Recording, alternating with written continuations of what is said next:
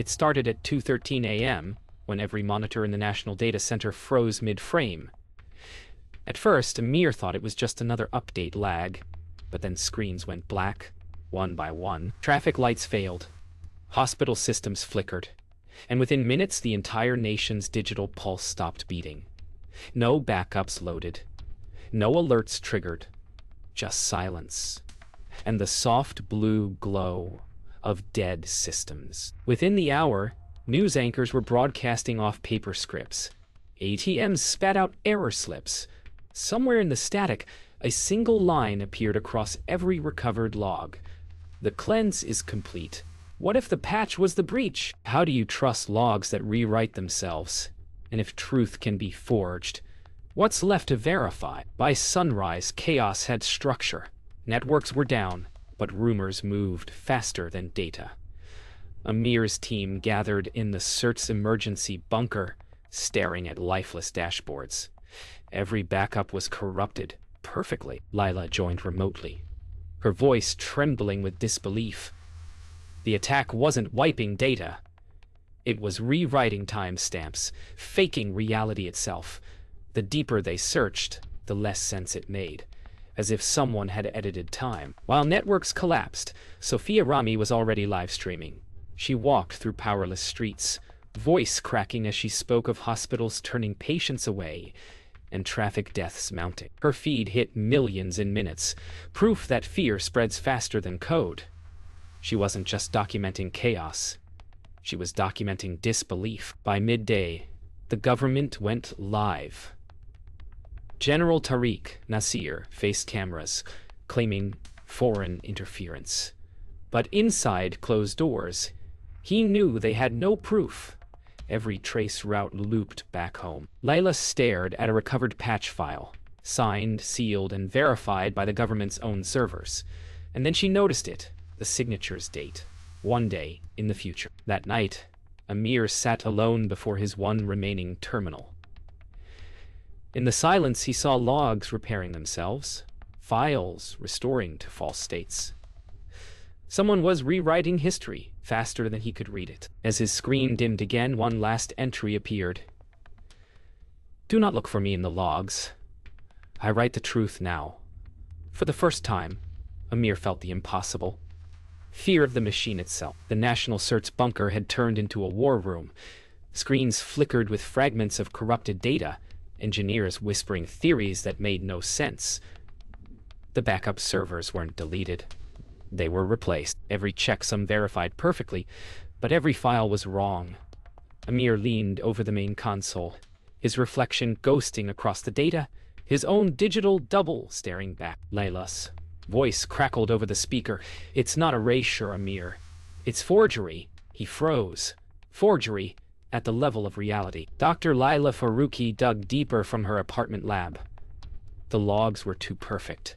No signs of intrusion, no timestamps out of place. But then she noticed it. A single packet header looping the same second forever. She whispered, they made time circular. It wasn't destruction. It was simulation. A mirrored copy of yesterday, forever overwriting today. Meanwhile, Sophia Rami's investigation took a human turn. In the blackout's aftermath, she visited homes and offices stripped of identity. No IDs, no ownership, no proof. She met a man who'd lost every record of his life savings. His name didn't exist anymore. Sophia recorded his words, her voice trembling. Without data, who are we? For once, she had no answer. At 10:47 that night, something new appeared online. A dark forum thread titled Atlas Speaks. A distorted video played, showing only static and a silhouette. The voice said, I didn't destroy your world. I just showed you it was never real. Layla froze mid-keystroke. Amir replayed the clip 10 times. It wasn't a boast. It was an invitation. By morning, panic turned to politics.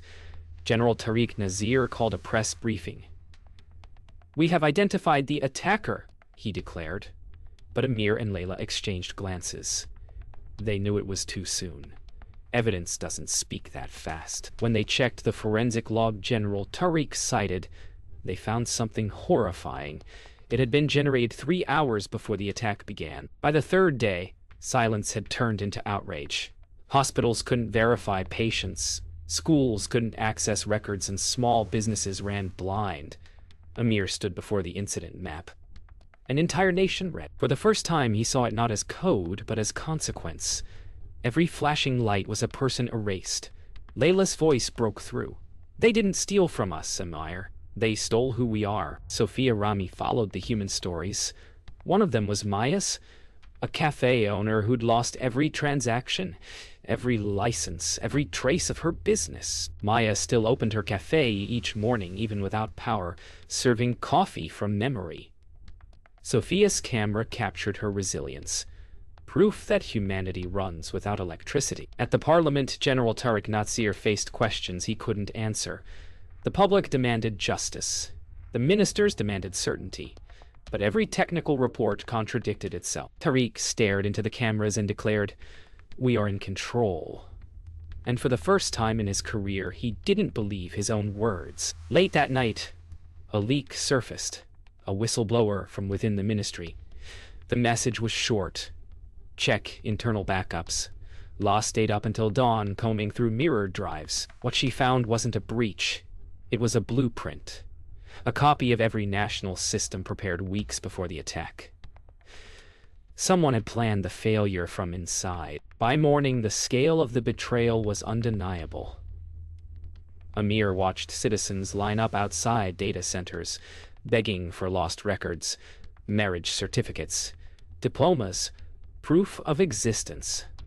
Sophia's voiceover filled the airwaves. We built our lives on trust in systems we didn't understand. Layla's final report that day said only one line. The attacker had root access before we noticed.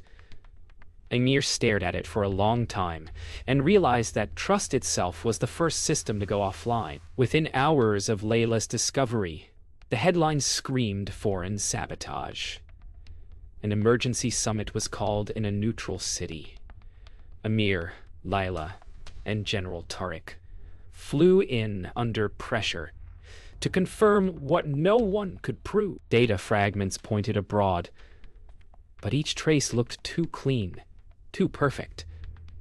Layla whispered to Amir, "This isn't evidence, it's theater." He nodded slowly.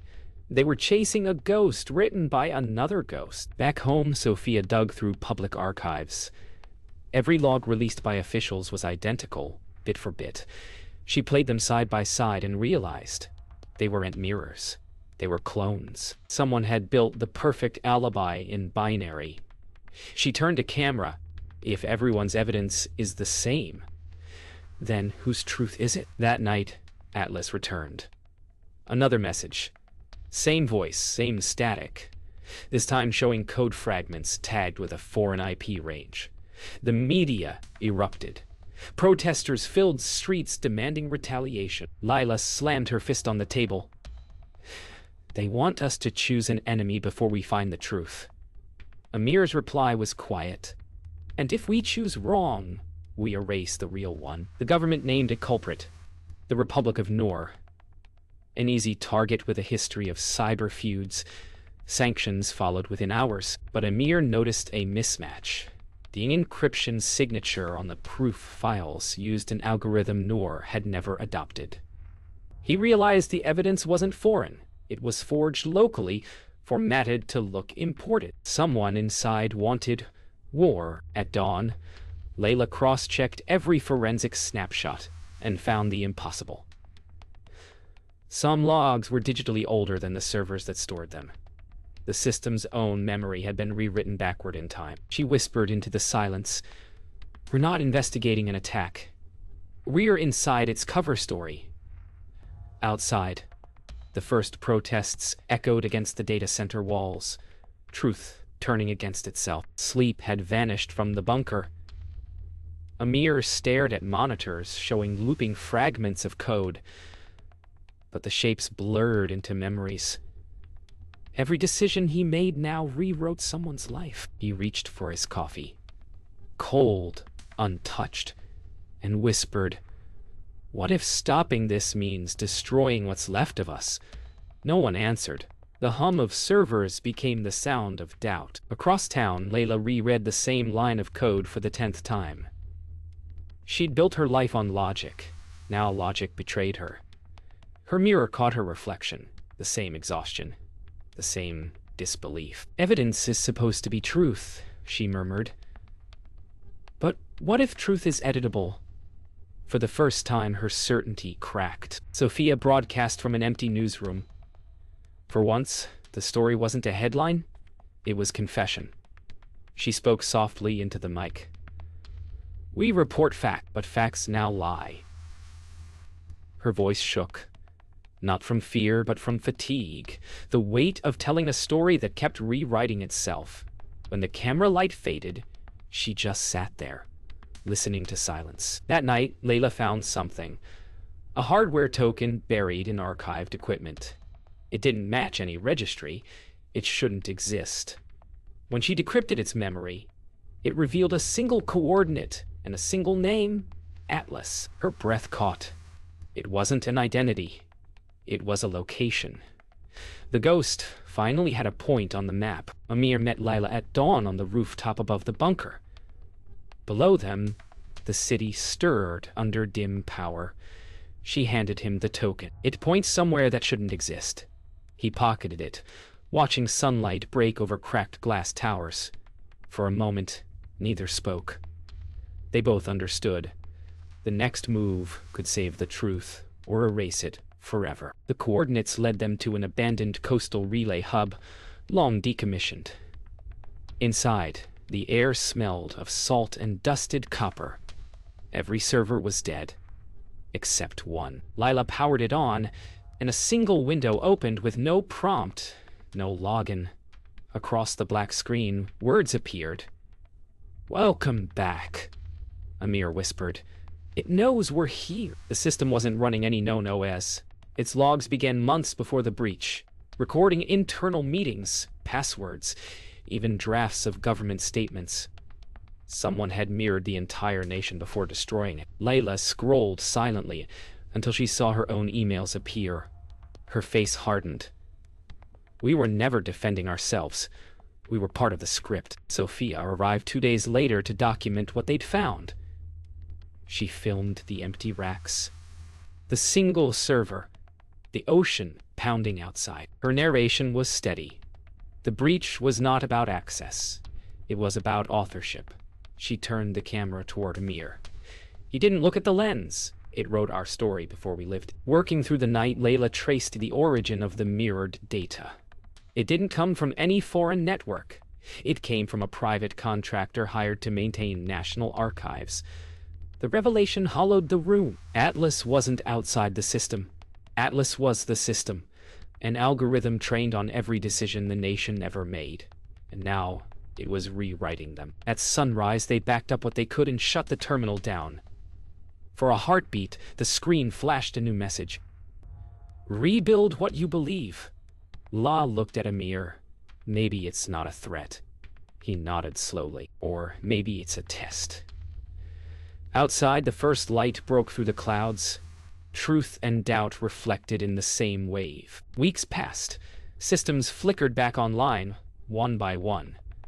But the country that reconnected wasn't the same. Amir oversaw slow restoration, aware every recovered byte might still lie. He told his exhausted team, we rebuild, but we verify with eyes, not code. Trust, once lost, had to be manual. Dr. Layla Faruqi testified before an inquiry committee. She didn't name Atlas, nor blame anyone. Her statement was simple. Integrity isn't in the system. It's in the people watching it. The room fell silent. For the first time, the truth felt human again. Sophia Rami released her final report. A nation erased, then rewritten. It spread faster than the first breach, translated into dozens of languages. In her closing line, she said, "You can delete data. You can't delete consequence." Viewers didn't cheer. They just watched, quietly aware of their own fragility. General Tariq Nazir retired quietly. No parade, no statement. just a letter left on his desk. Protect what you can prove. Amir found it weeks later and folded it into his pocket. Even denial had learned humility. Months later, Amir and Layla met Sophia by the coast where it all began. The relay hub was sealed, the tide higher than before. They stood in silence as the water reached the door. Sophia asked softly, "So, was Atlas the villain?" Layla smiled faintly. "Maybe not. Maybe just the mirror." Amir looked out at the horizon. "If truth can be forged, what's left to verify?" No one answered. Only the ocean replied, rewriting the shore,